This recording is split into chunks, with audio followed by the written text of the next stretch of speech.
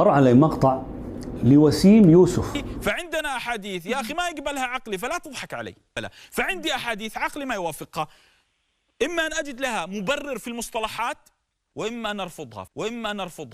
أن أرفضها. فتكلم بكلام يتدرج إلى الجرأة في بعض الأشياء، فخالف ما عليه أهل السنة، ما عليه أهل الحديث، فأخذ يطعن بصحة ما جاء في الصحيحين من الأحاديث، أخذ يطعن بالأحاديث لمجرد أنها تخالف عقله على طريقة المعتزلة، فكانوا كلما أتوا على حديث يخالف عقولهم رموه إما بالضعف وإما بأنه يخالف العقل، وهذه طريقة أهل الأهواء.